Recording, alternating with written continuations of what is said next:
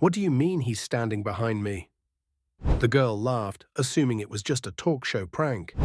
But when she turned around, she dropped the headphones, gasped, and covered her mouth. The man in uniform standing behind her wasn't just any soldier. It was her brother, the one she thought was still deployed in Afghanistan, the one who'd missed her graduation, her birthday, and the funeral of their father. He stood there, smiling through teary eyes. And the moment she screamed and ran into his arms, the entire audience stood and wept with her. These are not just homecomings. These are love stories written in sacrifice, stitched together with distance, duty, and the kind of reunion that makes strangers cry. A little boy stared at his birthday cake, forcing a smile. His mom whispered, "Blow out the candles and make a wish." He closed his eyes tight and said, "I wish Daddy could come home." Just then, the lights dimmed, the crowd hushed, and a man in camouflage stepped forward from behind the banner. The boy froze, his mouth dropped open, and then he screamed, "Daddy!" running full speed and leaping into his father's arms. The wish had come true, and every parent watching knew that moment was pure magic. But not every reunion starts with joy. In a high school gymnasium, a teenage girl was asked to give a speech about her biggest inspiration. Choking back tears, she said, "My dad's in the military. He couldn't be here tonight, but he's always with me." As the crowd clapped, the principal stepped up and said, "Actually, he can be here tonight." The gym doors swung open. Her father stood there in full uniform. The girl collapsed to the floor in shock before sprinting into his arms, sobbing uncontrollably. Every phone was out, every eye was wet. Backstage, the soldier had said to producers, "I haven't seen her in 18 months. She doesn't even know I'm in the country." He'd rehearsed what he would say, but when the moment came, words failed him. Only tears spoke. Then there was the single mother working 2 jobs just to keep food on the table while her daughter served overseas. She hadn't seen her girl in 2 years. On her lunch break, someone told her there was a delivery in the cafe.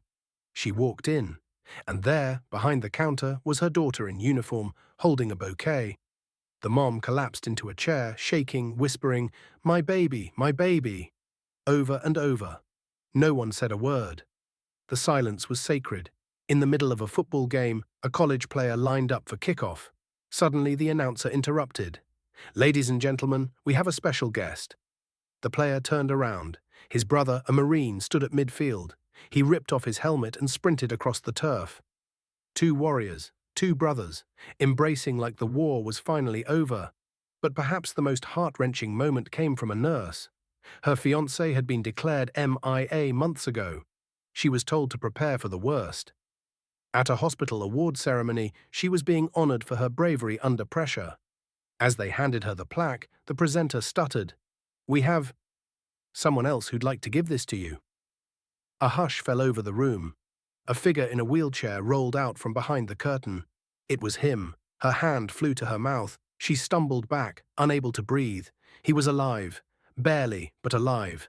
She ran to him, fell to her knees, and kissed his hands over and over. "You came back to me," she whispered. And he nodded through the tears. "I never stopped trying." Every story in this compilation is more than a reunion. It's a resurrection of hope. It's proof that love endures through distance, fear, and silence. These soldiers didn't just return home, they returned to birthdays they missed, graduations they couldn't attend, weddings they watched on screens, and the people waiting for them.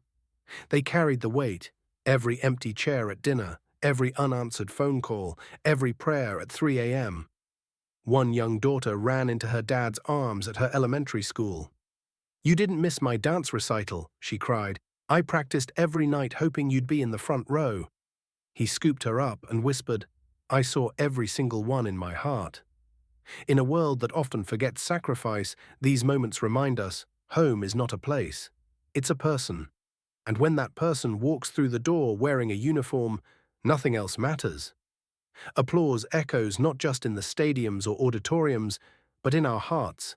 Because every tear, every scream, every hug is a reminder of the human cost behind the flag. These reunions aren't scripted, they're earned, in sweat, in silence, in survival. Before we end this story, let us know in the comment, where are you watching from? If this story touched you, subscribe to the channel and hit that like button and drop a karma in the comments below.